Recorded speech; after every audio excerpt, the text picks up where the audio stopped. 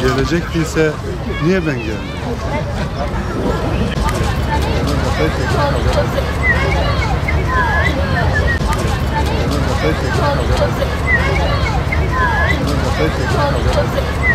Hemen her çevreden 28 Şubat siyasi yargı kararları iptal edilsin talebinin en yüksek sesle dillendirildiği bu günlerde 28 Şubatçıların oluşturduğu siyasi ortamda briefing aldıktan sonra binlerce insana ağır cezalar yağdıran DGM'lerin kararlarıyla hapsedilen 28 Şubat mahpusları için yıllar hükümetler, siyasi iktidarlar, güç odakları, yargı mensupları değişse de tam olarak mağduriyetlerin giderilemediğini gördük. Aradan geçen 21 yıla rağmen 28 Şubat'ın çaldığı hayatların hesabı hakkıyla sorulamadığı gibi halihazırda 20 yılı aşan sürelerle cezaevlerinde tutulan 600'e yakın mahpus ve bu mahpusların aileleri yönünden söz konusu darbe halen hayat çalmaya devam etmektedir. 28 Şubatçıların an itibariyle müebbet hapis talebiyle yargılandığı briefingli ya da paralel yargının elemanları olup kritik mahkemelerde görev yapan hakim ve savcıların ihraç ve tutuklamalara muhatap olduğu bu süreçte 28 Şubat tutsakları 20 yıldan uzun bir süredir içeride olup bu kişilerin anne, baba, eş ve çocukları ise halen cezaevi yollarında mağdur edilmektedir.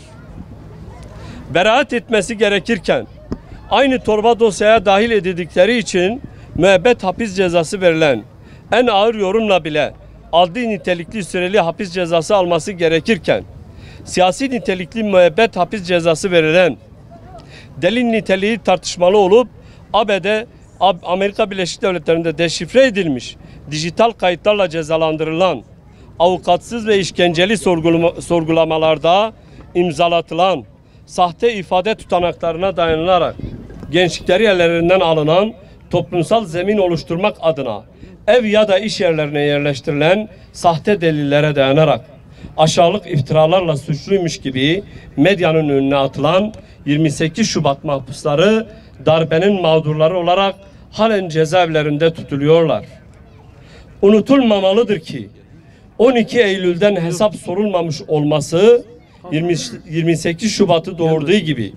28 Şubat'tan hesap sorulmamış olması 15 Temmuz'u doğurmuştur. Darbelerden hesap sormak bir taraftan darbelerin bütün aktörlerinin hak ettikleri cezalara muhatap olması, diğer taraftan darbelerin mağdur ettiği mazlumlar üzerindeki zulmün ortadan kaldırılması ile mümkün olabilecektir. Af talebinden bulunmayan, vakur ve onurlu bir duruşla haklarını arayan,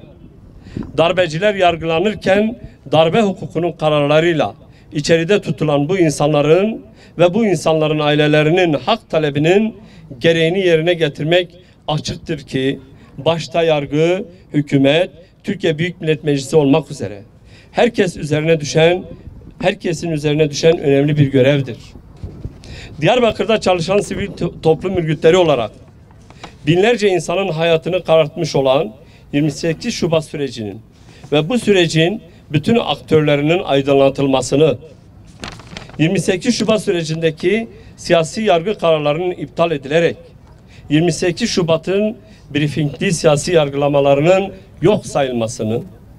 28 Şubat tutsaklarının hiçbir bahane ya da erteleme olmaksızın derhal serbest bırakılmasını ve 28 Şubat sürecinde öğrenci ve memur olup